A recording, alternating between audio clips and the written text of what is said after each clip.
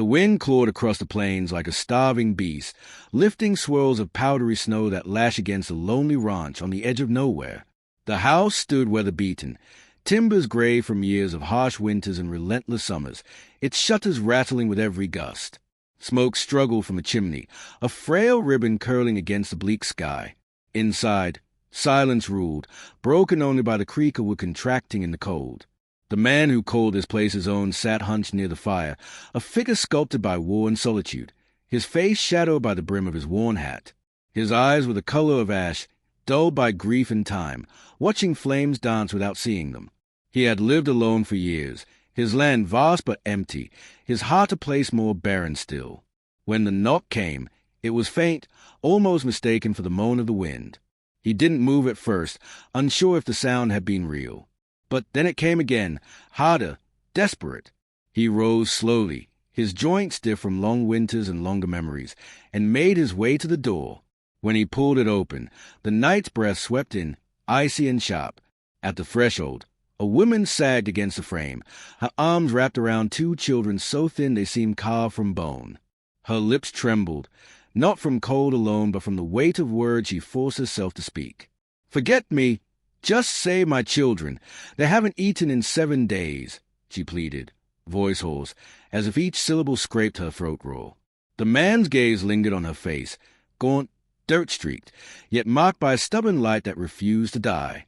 The children clung to her skates, their eyes hollow with hunger, their small bodies shivering in clothes not meant for winter's cruelty. He felt something shift in the hollow of his chest, an ache he had buried years ago beneath layers of silence and woke. The memory of another woman, once at this very threshold, coughing into a handkerchief stained with blood, flickered unbidden. He had carried her to bed then, watched fever steal her breath, buried her on the hill with their daughter beside her. Since that day, no soul had crossed his threshold, and none had been welcomed. The widow swayed, knees buckling. He caught her by the arm before she collapsed, the weight of her body startling in its frailty. He pulled her and the children inside, the warmth of the fire wrapping them, though it was hardly enough. The door shut with a thud, sealing out the wind, but not the unease pressing in on him. He fetched a blanket, laying it over the children, their thin fingers clinging to the fabric as if it was salvation itself. They curled near the hearth, eyelids heavy, too weak for tears. The woman sank onto a chair, her breath shallow, her eyes locked on him. She did not thank him. Gratitude would have been a luxury, and she had none left to give. Instead, she whispered, "They need food, anything." Her voice cracked, not with fear for herself, but with the sharp terror of a mother watching her children fade. He hesitated. His supplies were meager, the winter long, and the nearest town several days' ride through hostile ground. He had planned to endure alone, his rations calculated for one. Sharing them meant risk. Yet when he looked at the boy curled on the floor, lips pale, he saw not a stranger but the shadow of his own lost child. The thought struck like a blow to the ribs. Wordlessly, he opened a small tin and set bread and dried venison on the table. The widow broke the bread with trembling hands, dividing it carefully between her children before taking the smallest piece for herself. She watched the meat as if the act alone gave her strength. The man studied her. Lines etched deep into her face told of years harder than most men could fathom. Her clothes were patched, her boots torn, her hands rough from labor. Yet there was dignity in her posture, even in exhaustion. She had not come to beg for herself, only for the 2 lives tethered to her own. Something in that stirred him, though he fought to smother it, wary of reopening wounds that had never healed. He asked at last, his voice gravelly from disuse, "Where's your husband?" The silence that followed was answer enough. Her eyes flicked down, her jaw tight, and she whispered, "Raiders." He stewed so he could run. He didn't follow. The man nodded once, no more questions. He had seen too much death to need details. Night pressed heavy around the ranch.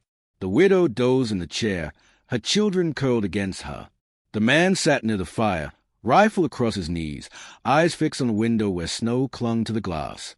Yet beneath the howl of the wind, another sound unsettled him, a faint crunch, as of footsteps in the drifts beyond. He rose, easing to the door, and cracked it open. The night stretched endless, dark clouds swallowing the moon, but in the distance he thought he saw movement. shadows slipping between fence posts, watching. He shut the door quietly, his jaw set. Trouble had followed her here. Returning to his chair, he kept the rifle close. His mind turned to the settlement not far off. Families who whispered of scarcity, men who eyed strangers with suspicion sharpened by hunger and fear. Bringing her here had mocked him, whether he had wanted it or not. If they knew, they might come. If the raiders who killed her husband had tracked her, they might already be near. Either way, his solitude had ended the moment she knocked on his door. The fire burned low, casting shadows that leapt across the walls. He closed his eyes briefly, the weight of old grief pressing like chains. He remembered the fever's heat, the shallow breaths of his daughter, the silence when it was over. He had promised himself never again, never to feel that helplessness, never to let anyone close enough to be lost. Yet here, under his roof, were 3 lives balanced on the edge of survival, asking without words for him to bear their burden. Dawn crept slow, the horizon bruised with gray light. The widow stirred, pulling her children close, their faces less hollow now but still gaunt. She looked at him then, truly looked, as if searching for something in the hard planes of his face. "Why did you let us in?" she asked quietly. He did not answer. He could not admit that her plea had cracked the shell of his solitude, nor that the sight of her children had pierced wounds he had sworn closed. Instead, he shrugged, muttering, "Didn't seem right to leave you out there." Her gaze lingered, heavy with questions she did not voice.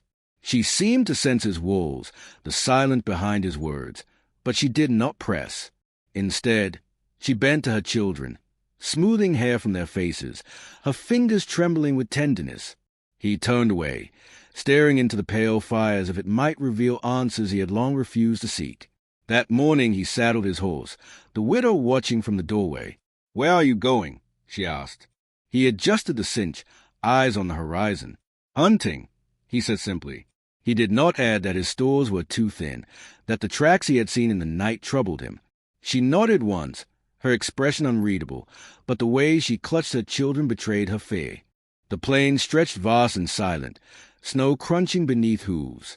He rode with rifle slung, eyes scanning the ridges. The land was both enemy and test, every breath of air sharp, every mile a reminder of isolation. Yet he knew it as few did, each rise and hollow etched into his memory. He followed deer tracks, the promise of meat driving him forward. But unease gnawed at him, signs of men in the snow, prints too fresh, too close. He circled back, senses sharpened, before making his kill. The deer fell swiftly, and he worked with practiced hands, mindful of every sound. By the time he returned, dusk had bled across the sky, firelight spilling from the cracks of his cabin. The children's laughter, thin, fragile, yet real, met him as he dismounted. It struck him with strange force, that sound he had not heard in years, echoing against memories of another small voice that once filled his place. He carried the meat inside, setting it down with quiet finality. The widow's eyes lifted to his, and for a moment neither spoke. She nodded, not in gratitude but in acknowledgment, as one survivor to another. He thought then that perhaps fate had not brought her to his door by chance. Perhaps the land, harsh and merciless as it was, had decided to test him again, to see if the man who had chosen silence and solitude still carried within him the will to fight for something more than himself. Yet he pushed the thought aside, unwilling to face its truth. That night, as the wind battered the walls, he stepped outside, scanning the horizon. The snow lay broken by tracks, too many to belong to animals alone. Someone had been there, circling, watching. He felt the weight of his rifle in his hand, the familiar pull of survival. Trouble was near, and the widow's presence had tied him to it. He turned back toward the cabin, the glow spilling from its windows onto the snow, and knew that his life of solitude was already broken. The question now was not whether he would fight, but how far he was willing to go.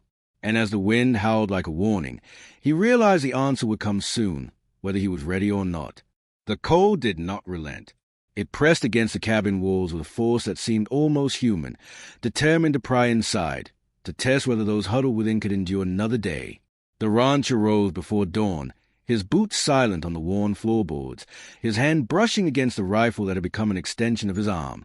He glanced at the widow and her children sleeping near the fire, their faces soft in rest, though hunger had etched hollows into their cheeks. The boy stirred in his sleep, a faint whimper slipping from his lips, and the rancher turned away before the sound could unearth memories best buried. The hunt could not wait. His stores would not last, not with 3 more mouths to feed. He saddled his horse under a bruised sky, the leather creaking, the breath of the animal steaming in the freezing air. Each movement carried weight, not of labor alone, but of the knowledge that he no longer rode only for himself. He followed the tracks of deer through the snow, the silence around him broken only by the crunch of hooves and the whistle of the wind. Every sense sharpened, attuned not just to prey but to threat, for the prince of men had lingered near his land, and he could not dismiss them as chance.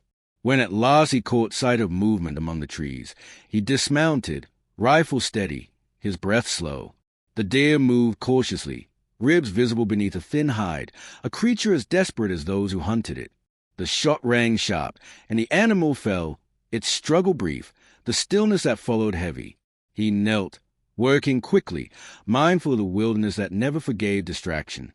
Yet as he cleaned the carcass, the low growl of wolves reached his ears. Shadows flickered between the trees, eyes glowing faintly in the dim light. They had smelled the blood, and hunger made them bold. He rose, rifle raised, but the pack did not scatter. One lunged, teeth bayed, and the crack of gunfire split the air. Another circled behind, a blur of fur and muscle. The rancher spun, ready for the impact, but before it came, a shaft would cut through the gloom. An arrow buried itself deep in the wolf's side, sending it tumbling into the snow. The others hesitated, snarling, uncertain. From the ridge above, a figure stood, tall, silent, bow in hand, the feathers of fletching swaying in the wind. The wolves, sensing the balance had shifted, slunk back into the trees, leaving only their tracks in the snow and the heavy sound of the rancher's breathing. The stranger did not approach. He remained on the ridge, watching, face unreadable beneath the shadows of dawn. The rancher met his gaze, the rifle still firm in his hands, though he did not raise it. He knew enough of the land to understand this was no chance encounter. The figure, dressed in hides and bearing the markings of a people long hunted, had chosen to reveal himself. Without a word, the man lowered his bow, then turned and vanished into the trees as if he had never been there. The rancher finished his work quickly, unease gnawing at him, and returned home with meat slung heavy across his horse. The widow met him at the door, relief flickering in her eyes when she saw the day. She took the meat wordlessly, setting to work with practiced hands. The children hovered close, their hunger too sharp for patience, and when at last the stew simmered, they ate with a fervor that drew a small, fleeting smile from their mother. The rancher sat apart, his own bowl cooling in his hands, his mind fixed on the figure on the ridge. He said nothing, not to the widow nor to himself, but the memory of those watchful eyes stayed with him. Days passed, the snow unyielding, the air thick with suspicion. Strangers rode near the ranch, settlers whose gazes lingered too long on his property, whose whispers carried warnings of scarcity and betrayal. The widow remained inside when riders passed, clutching her children close, her face pale with fear. The rancher spoke little, but he felt the noose tightening. By sheltering her, he had drawn a line between himself and those who claimed kinship through community. That line, once crossed, could not be erased. At night, he kept watch from the porch, rifle across his lap, the stars cold above him. It was during one of those vigils that he sensed movement again along the tree line. He rose, eyes narrowing, but it was not settlers this time. The same figure from before stepped into the open, silent as falling snow. He carried no weapon in his hands, though the bow was slung across his back. He stopped short of the porch, his posture neither hostile nor submissive, and for a long moment they studied each other across the expanse of frozen earth. The rancher did not invite him closer. Trust was not something he gave easily, not to strangers, not anymore. Yet he did not raise his rifle, either. The man inclined his head slightly, then toned, vanishing once more into the trees. The encounter was brief, but it planted a seed the rancher could not ignore. There was a purpose to the man's presence, though what it was remained cloaked in silence. The widow noticed his distraction, her voice soft as she asked, "Is something out there?" He shook his head, unwilling to burden her with more than she already bore. Still, she watched him with eyes that missed little, eyes sharpened by survival. She had not spoken much of a journey, nor the raiders who had left her a widow, but her every movement carried the weight of scars unseen. One evening, when the children slept, she sat across from him by the fire, her hands clasped tightly in her lap. "Why do you live out here alone?" she asked. The question was not intrusive, only curious, but it struck him like a stone. He stared into the flames, seeing not wood and ash but fevered breaths in a small grave on the hill. His throat tightened, and for a moment he thought he might answer, but the words caught. Instead, he muttered, "It's simpler this way." She studied him, but pressed no further.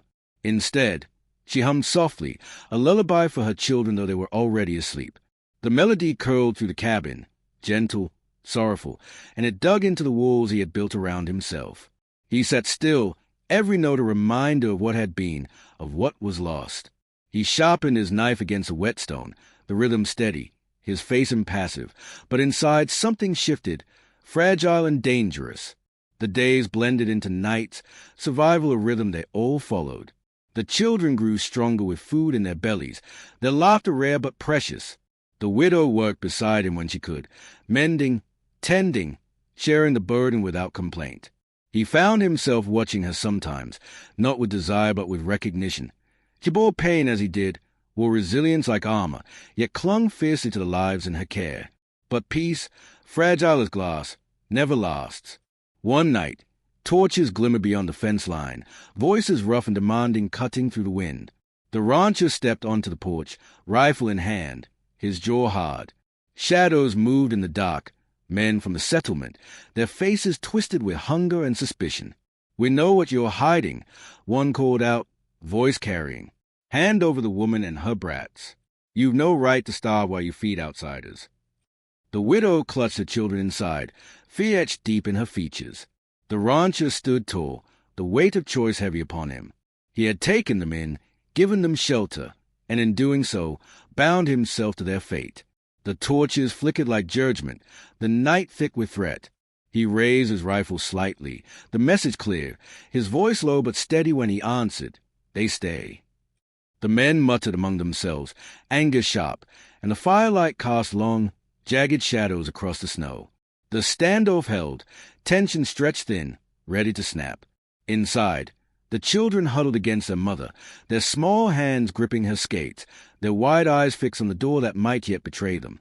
Outside, the wind howled, carrying with it the certainty that the fragile line between survival and destruction had been crossed. And in the distance, unseen yet present, a solitary figure watched from the trees, silent as stone, but resting lightly in his hand, as if waiting to see whether the rancher's choice would hold or crumble beneath the weight of the night. The torches outside wavered in the night wind, their light licking across snowdrifts that sparkled like shards of broken glass. The rancher's rifle was steady against his shoulder, his breath controlled, every muscle locked with the tension of a man who knew there would be no turning back once the first shot was fired. The men beyond his fence shifted, their boots crunching in the frost, their voices rough with hunger and suspicion. They were not raiders but settlers, men with wives and children of their own, yet desperation had stripped away reason and replaced it with greed and fear. One shouted again, demanding the widow be turned over, claiming her presence meant less food for everyone else. His words cut sharp into the stillness, but the rancher's answer remained the same. "They stay."